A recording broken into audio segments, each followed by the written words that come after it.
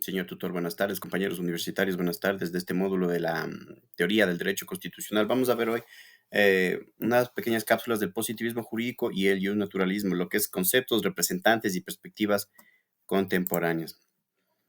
Eh, ¿Qué es el derecho y cómo lo conocemos? Vamos a partir de esta pregunta para enmarcarnos en un contexto principal. Los dos grandes corrientes que intentan responder a estas preguntas son el naturalismo, que es conocido como el derecho natural, y el positivismo jurídico.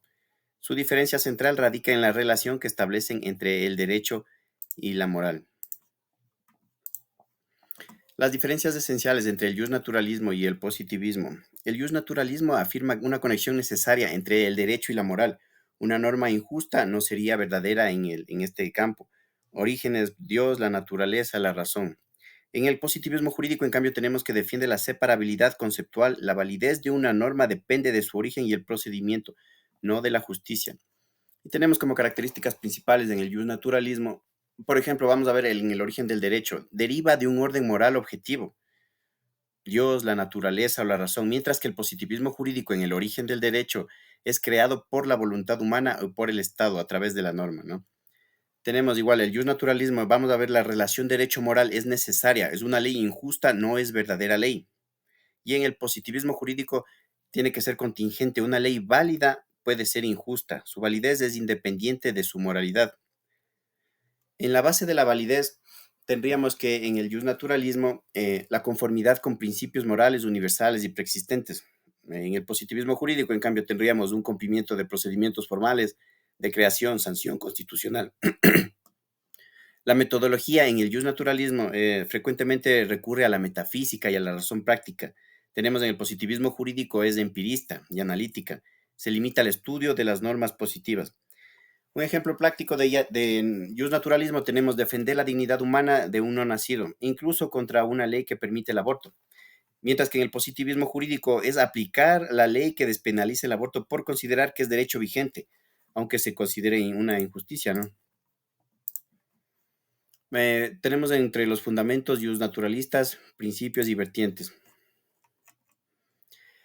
El naturalismo tiene dos grandes vertientes, el teológico, que es representado por Santo Tomás de Aquino, quien sostenía que la ley humana deriva de una ley natural, ¿no? De una especie de ley divina, de Dios, que a su vez participa de la ley eterna divina. Mientras que el naturalismo racionalista o secular surgió de la modernidad de pensadores como Grocio, quien argumentaba que el derecho natural tendría una validez incluso si Dios no existiera, basándose en la razón humana. Los fundamentos positivistas tenemos el origen, validez y la metodología. El origen es humano los fundamentos positivistas, ¿no? El derecho nace de la voluntad y procedimientos del Estado. Su existencia es producto de actos meramente normativos. Esta corriente nace y se desarrolla con fuerza en el siglo XIX por la filosofía de Augusto Comte, quien propuso que el conocimiento humano pasa por tres estados, el teológico, el metafísico y el positivo o científico. Sus principales representantes tenemos John Austin, que es el pionero defendiendo la ley como un mandato soberano. En el siglo XX tenemos con el positivismo lógico o neopositivismo el Círculo de Viena, que buscar la filosofía en un lenguaje científico riguroso. Y aquí nuestro famoso Hans Kelsen construyó la teoría pura del derecho, proponiendo un sistema jurídico libre de influencias morales, sociológicas o psicológicas. Los principales representantes que ya pudimos ver un pequeño esbozo de ellos. Vamos a ver un conflicto práctico de validez y justicia. El debate de estas dos corrientes no es solo académico, sino que en la actualidad tiene consecuencias prácticas profundas en la interpretación constitucional y de derechos humanos, como se ve en cada estado. En este dilema, el conflicto contemporáneo se observa en temas como el derecho a la vida. Tenemos que el naturalismo argumenta que existe un derecho imprescriptible a la vida y a la dignidad humana desde la concepción, que es anterior y superior a cualquier ley positiva.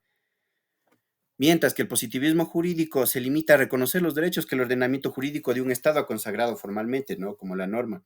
Lo que puede llevar, pues, por ejemplo, a que el aborto sea regulado y despenalizado por la ley positiva, entrando en conflicto con lo que los naturalistas consideran un principio moral fundamental. Tenemos sistemas mixtos de convergencias contemporáneas, ¿no? Que en la actualidad, en la práctica, muchos sistemas jurídicos modernos, incluidos los constitucionales, como es nuestro país, han adoptado una postura mixta. Por un lado, se basan en un sistema positivista de creación y validez formal de las leyes, y por otro, incorporan los principios y usos naturalistas a través de las cláusulas abiertas de derechos humanos y la dignidad humana en sus constituciones.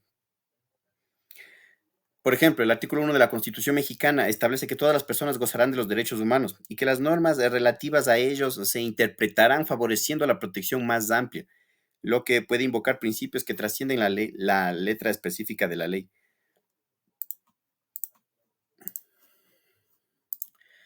Tenemos como conclusiones que deberíamos llegar, ¿no? Considero yo, a una superación de este debate, porque algunas teorías contemporáneas buscan superar esta dicotomía, como la tesis de la vinculación débil de algunos positivistas como Hart, que reconocen que si bien el derecho y la moral son conceptualmente separables, en la práctica los sistemas jurídicos a menudo incorporan estándares morales para su funcionamiento, como es de nuestra Constitución, ¿no? Las posturas como Fuller argumentan que el propio derecho obtiene una moralidad interna, como la generalidad, la publicidad, la no contradicción, sin la cual no puede existir, y a veces la tensión entre el naturalismo, que busca anclar este derecho en una brújula moral universal, con el positivismo jurídico, que prioriza la seguridad jurídica y la certeza de un sistema normativo formal. Estas teorías, lejos de ser en la actualidad obsoletas, constituyen las lentes a través de las cuales seguimos interpretando, debatiendo los conflictos legales más complejos de nuestra era, desde el inicio de la vida hasta los límites de la libertad individual que se encuentra el debate en la actualidad de estos temas. Hasta aquí la exposición, se le agradece a tu autor, estimados compañeros, gracias.